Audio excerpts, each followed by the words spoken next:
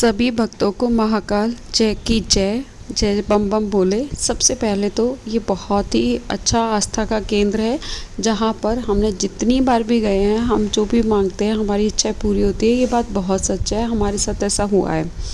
दूसरी बात, जो लोग दर्शन करने की भावना से जा रहे हैं, मैं उनके लिए एक बहुत ही अच्छी अच्छी बातें बताने वाली हूँ महाकाल के।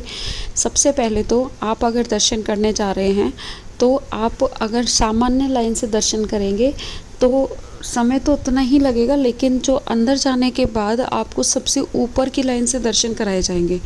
और आपको ये महाकाल के मंदिर में मैं आपको दिखाती हूँ। देखो, ये सबसे हम जो है वो वीआईपी वाले में हमसे भी ऊपर है, और मंदिर इतना छोटा, देखो नीचे आपको दिख रहा होगा एलईडी के नीचे बहुत छोटा है, तो वहाँ से दर्शन होते ही नहीं है। झुकना पड़ता है, जितनी देर में झुकते हैं जितनी देर में तो ये लोग भगा देते हैं, तो ऊपर से दर्शन अच्छे होते ही नहीं है। अभी ये जो लाइन जा रही है ये सुगम दर्शन वालों के, इससे ऊपर 2 लाइन और हैं, वहाँ से सामान्य लाइन जाती है जहाँ से ढंग से दर्शन नहीं होते। फिर क्या करें, ढंग से दर्शन करने के लिए, ठीक से दर्शन करने के लिए आपको क्या करना है, ऑनलाइन सुगम दर्शन की टिकट खरीदनी है। ठीक है, अगर आप ऑनलाइन सुगम दर्शन की टिकट नहीं खरीद पा रहे हैं तो बाहर बूथ भी लगे रहते हैं। 1 नंबर वाले रास्ते पे भी, 4 नंबर वाले रास्ते पे भी बूथ लगे हुए हैं। वहाँ से आप टिकट खरीद के और आराम से प्रिंट वो निकाल कर दे देते हैं, और आप सुगम दर्शन का लाभ ले सकते हैं। सुगम दर्शन मतलब वीआईपी है, वीआईपी कोटा होता है। अब वीआईपी कोटा, ईश्वर के सामने कोई वीआईपी नहीं होता, लेकिन क्या करें, पास से दर्शन करने के लिए ऐसा करना पड़ता है, क्योंकि हम लास्ट टाइम जब नॉर्मल गए थे तो हमें ठीक से दर्शन नहीं हुए, इसलिए हमने इस बार सुगम दर्शन के लिए। अब हमने सोचा था कि ये देखो, ये सुगम दर्शन वालों की लाइन है। ऐसा नहीं है कि यहाँ जल्दी दर्शन हो जाते हैं, यहाँ भी 2-2 ढाई घंटे लगते हैं, बस ये कि यहाँ थोड़ा पास से दर्शन हो जाते हैं। हमने सोचा था कि इस बार हमें बहुत अच्छे से पास से दर्शन होंगे, लेकिन अनफॉर्चुनेटली हम गए थे 1 नंबर वाले रास्ते से। 1 नंबर वाले रास्ते से जब आप जाते हैं तो आप जो नॉर्मल लाइन है उससे 2 लाइन नीचे रहते हैं, वहाँ से भी आपको इतने अच्छे दर्शन नहीं हो पाते, क्योंकि आप जितनी नीचे वाली लाइन पे होंगे उतने ही अच्छे दर्शन होंगे।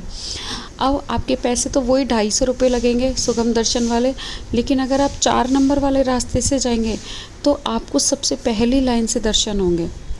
अब हमें यहाँ पे कम से कम 2 घंटे लग गए थे सुगम दर्शन वाली लाइन में लगे हुए।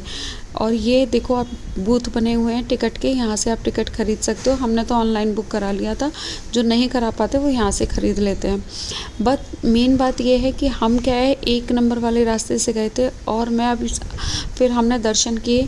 जब हम लास्ट टाइम गए थे तो हम सबसे ऊपर थे, हमें अच्छे से दर्शन नहीं हुए, थोड़ा सा ही दर्शन हुआ था। फिर इस बार हम थोड़ी उम्मीद से गए थे कि हमें पास से दर्शन होंगे, लेकिन थोड़ा सा ही पास से दर्शन हुए। फिर भी हमें ऐसा लग रहा था कि अभी और अच्छे दर्शन हो सकते हैं, तो हमने वहाँ पे जो पुलिस वगैरह खड़े रहते हैं वहाँ से हमने पूछा कि ये जो फर्स्ट लाइन जा रही है इसके लिए क्या करना पड़ता है, जो सबसे पास से जाती है महाकाल के। तो उन्होंने बोला यही सुगम दर्शन वाली टिकट खरीदनी पड़ती है, लेकिन इसके लिए 4 नंबर वाले रास्ते से आना पड़ता है। तो आपको देखो, पैसा तो उतना ही खर्च हो रहा है, बस आपको जानकारी की बातें जो मैंने आपको दी है, आप अब की बार जब भी महाकाल जाएं तो 4 नंबर वाले रास्ते से जाएं, तो आपको महाकाल के दर्शन बहुत ही अच्छे होंगे। महाकाल की कृपा आप पर बनी रहे।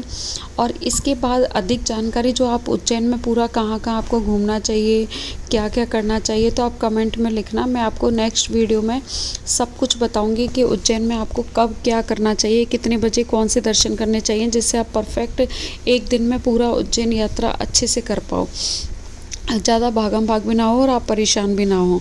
और ये अंदर के कई सारे मंदिर अभी बने हुए हैं, पहले ये मंदिर परिसर में बहुत सारे मंदिर नहीं बने हुए थे, अब बने हुए हैं। दूसरी जानकारी मैं आपको देना चाहूँगी कि आपको जो प्रसाद वगैरह ले जाने को होता है, तो मेरे हिसाब से तो मत ही लेकर जाना, क्योंकि हम भी लेकर गए थे और भी लोग लेके जाते हैं। लेकिन क्या होता है, उस प्रसाद को वो वहाँ पे एक बड़ा सा टोकरा सा रखता है स्टील का, उसमें सारे बेलपत्र वगैरह जो भी हम लेकर जाते हैं उनको पटकते हैं और बाहर फेंकाते हैं। महादेव जी तक तो जाते ही नहीं है, फालतू में क्यों खरीदना, इससे तो बाहर लगा हुआ प्रसाद मिलता है, वो लेकर अपने प्रसाद में मिलाकर बांट दो। हाँ, ये है कि आप जैसे चिनौरी वगैरह का प्रसाद वहाँ पर मिलता है, वो ले जाओ और खोल कर ही रखना, महाकाल को बोलना कि महाकाल आप हमारा प्रसाद स्वीकार करो। तो बस इतना ज़रूर हो सकता है, बाकी इससे ज़्यादा कुछ नहीं होगा। तो आपकी इच्छा है कि आप प्रसाद लेकर जाएं या ना जाएं। ये रिसेंटली बात है, आपको बाहर बोलेंगे कि नहीं आप अब तो चढ़ता है, अब तो आप लगा सकते हैं, लेकिन जो मैंने सच्चाई है वो अभी बताइए। हम अभी गए थे 28 जून को ये तब का वीडियो है। और अगर आपको वीडियो पसंद आया हो तो लाइक शेयर सब्सक्राइब करना। और आपको बहुत ज़्यादा जानकारी चाहिए कि हम महाकाल के बाद काल भैरव कितने बजे जाना चाहिए, और भी सारे शिप्रा नदी पे कब डुबकी लगानी चाहिए, क्या पूरा सीन रखना चाहिए, तो वो भी मैं आपको अगले वीडियो में बताऊँगी। आप प्लीज़ मेरे चैनल को लाइक शेयर सब्सक्राइब करना। जय महाकाल की।